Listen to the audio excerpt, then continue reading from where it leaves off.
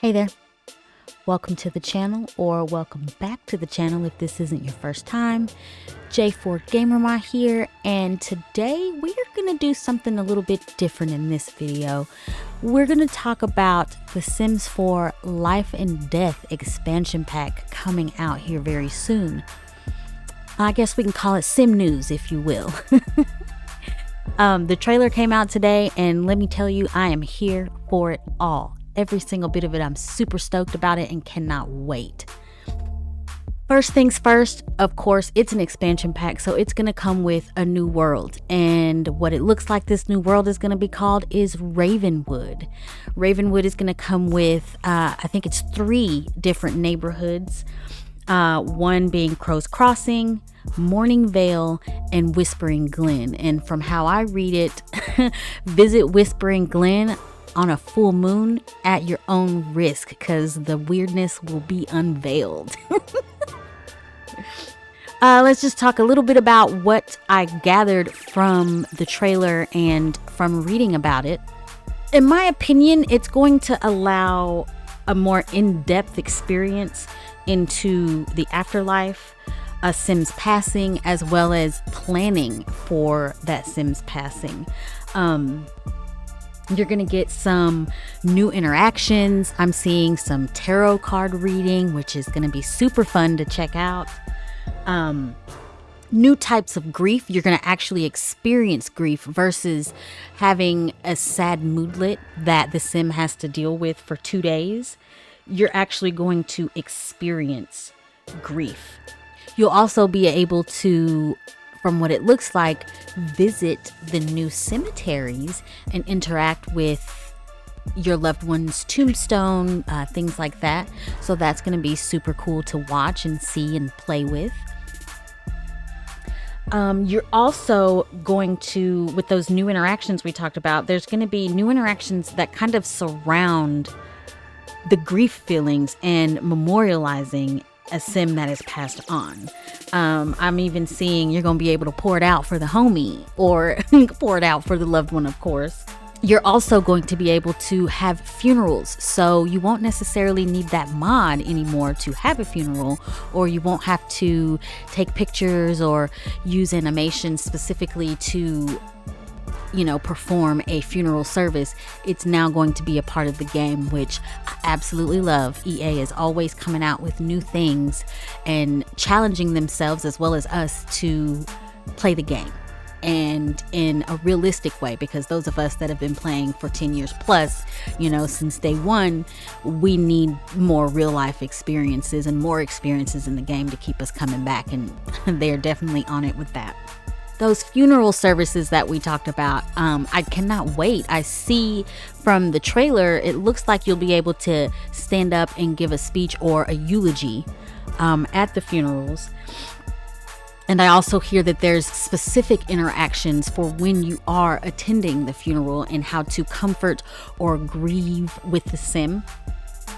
You'll also be able to have a last will and testament and read that with the other Sims, which of course opens the door for that good old family drama. I'm pretty sure we all know there is nothing like extreme grief and losing a loved one in the family that causes some of the, and I don't mean this in the most positive way, but the greatest family drama comes from pure and deep grief. So they're adding that as well into the game, which I'm again super stoked about. And it sounds really weird to be super stoked about family drama, but it's the realness of it all that I'm very, very attracted to. I mentioned having cemeteries be available now that you can actually walk through and interact with, and visiting your loved one's tombstone, you might actually get a special visit from that loved one. You never know. So you definitely want to go and make sure you take a walk through those cemeteries, okay? I also got to see in that trailer a beautiful place. I'm wondering if it's going to be one of those secret hidden places that you got to knock on the tree 3 times before you can get to it. I think it's going to be called Baleful Bog, and it has some pretty special waters that looks like it's going to allow for some out-of-body experiences, if you will, or even allow for rebirth. Yes, rebirth is a thing with this new expansion pack coming out. I'm, again, super excited about that. There's also going to be new careers that come along with this. You can become a Grim Turn to eventually become full-blown Reaper status, and that would be the Reaper profession. Working at NWDD, the Netherworld's Department of Death. Love that. Love it when you get a label, right? Or, of course, you can go into the Undertake part of the career, which allows you to go and be either a mortician or a funeral director, which, of course, helps the families plan for the funerals and ensure that the services go off well, you know, that sort of thing. So excited about that as well. And talking about the grief and dealing with your sim and their grief. I'm not sure if I already mentioned, I'm talking really fast right now. There's going to be 4 new types of grief. And, you know, not to even list them, just know there's going to be new types of grief to deal with. Just like there's stages in grief, there's different types of grief as well. They've made it kind of go across the rest of the packs that are there. Like if you have pets, if you lose a pet, you're also going to grieve from that pet. You lose a job, you'll be grieving that as well. It's still a loss. And they're also going to offer grief counseling. Listen, can it get more real? We got family drama and grief counseling. Come on out, y'all. Come on out, EA. You doing the thing for us. You doing it. Did we already talk about the bucket list? I can't remember that. See, I told you I'm talking fast. If I haven't already mentioned it, you will have the opportunity to basically write a bucket list and complete those different tasks that you have on the bucket list. And as I read it, there are some pretty powerful rewards for completing your bucket list. There's also a new reward system. I believe it's called Soul's Journey. That's also going to come with some pretty powerful rewards to allow your sim, as they've gone into the afterlife, to get that unfinished business completed. So that's exciting as well. That's pretty much what I got from the trailer and reading about the Sims 4 Life and Death expansion pack. And I'm super, super excited for the umpteenth time to say it. I can't say it enough how excited I am for this. You can pre-order this now. Please don't forget, whoever your favorite EA creator is, don't forget to use that code when you do that pre-order or even ordering it. Another special date, October 17th, the gameplay trailer will actually come out as well, so make sure we don't miss that. And the actual expansion pack will be available to play on October 31st. Perfect date, right?